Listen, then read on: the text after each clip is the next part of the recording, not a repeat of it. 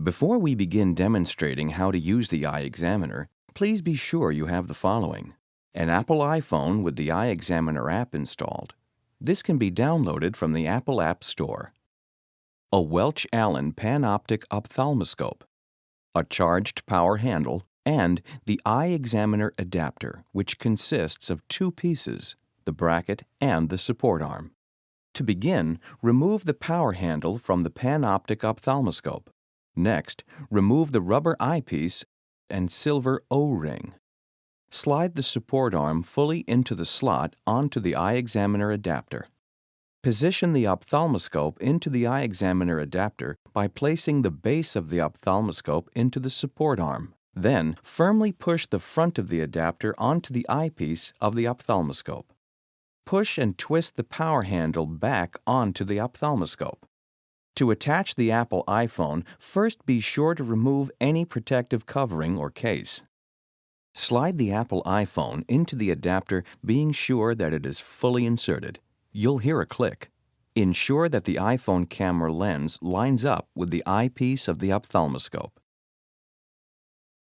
The following procedures are intended to guide you as you learn to use the iExaminer. First, attach your iPhone to the panoptic according to assembly instructions. Set the focus wheel on 0. Set aperture size on the large spot. Ensure the eye cup is secured firmly on the patient's side of the scope. Turn handle power to maximum brightness. Open the iExaminer app. Touch Retinal Image. Choose Right OD, which is the default selection, or Left OS. For this demonstration, we'll start with Right OD. To change settings, touch the Settings button in the lower left-hand corner of the capture screen. To change the delay in capturing images once the camera button is released, select the desired self-timer duration. We recommend setting it to 0. Next, you can set the duration of recording images by selecting the recording time duration. We recommend 5. Finally, set the resolution of the images by selecting the mode. Standard Res is recommended. When you've completed your settings, touch the Done button. They will remain as the default settings unless you change them again. For best results, use the device in a dimly lit room and try to have the patient looking towards a dark or shaded area of the room. For viewing the patient's right eye, grasp the support arm between your index and middle finger of your right hand and use your thumb to touch and hold the camera button on the iPhone screen. Don't remove your thumb until you're ready to take images. With your left hand, grasp the end of the scope nearest the patient eye cup between your thumb and index finger. Sit opposite the patient and hold the panoptic approximately 4 inches away from the patient. Position yourself at eye level with the patient and instruct the patient to look over your shoulder at something on the back wall. Direct the illumination into the patient's eye at a 15 to 20 degree angle on the temporal side. Find the patient's red retinal reflex on the screen. Once you see the red reflex, move slowly closer to the patient, keeping the reflex in the very center of the screen.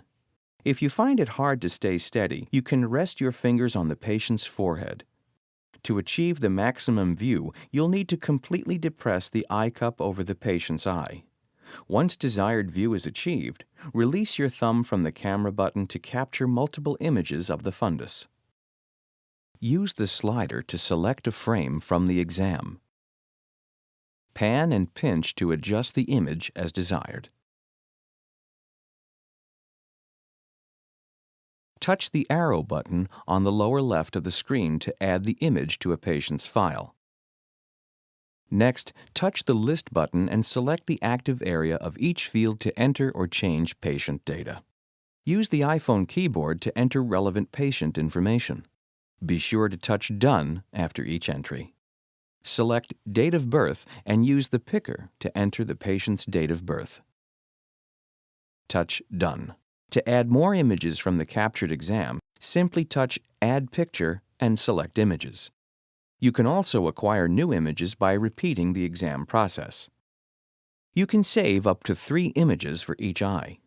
To capture a retinal image of the left eye, touch the Add Picture icon in the left OS section of the screen. Then follow the same steps as before to capture an image. When patient file is complete, touch the arrow button on the lower left of the screen.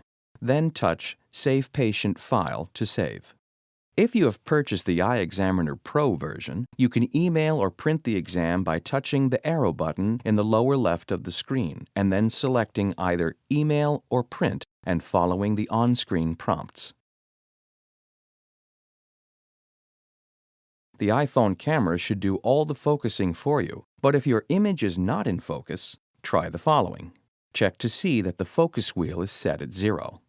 Make sure you are keeping the red reflex centered on the screen, otherwise it may be focusing on a different part of the eye. If the image is still blurry, adjust the focus wheel to compensate for refractive error. If the view seems too small or narrow, make sure you have the large aperture selected. Be sure the iExaminer adapter is pushed into proper position on the panoptic and that you are fully compressing the eye cup over the patient's eye. If the image of the fundus is fleeting and you can't seem to hold it for more than a split second, practice holding the scope as steady as possible and rest your 3 free fingers on the forehead of the patient for stability. Make sure you follow a direct line into the patient's eye, maintaining the same plane, like a train on a track. If the image contains reflections or bright spots, dim the lights and avoid being near windows. Ideally, the patient should be looking into a darkened area. Turn down the rheostat on the handle. Make sure the eye cup is completely covering the patient's eye. If no light is coming from the scope, make sure the aperture switch is not stuck between apertures. Make sure your handle is charged and the rheostat is turned on. Remember that practice is the key to becoming proficient.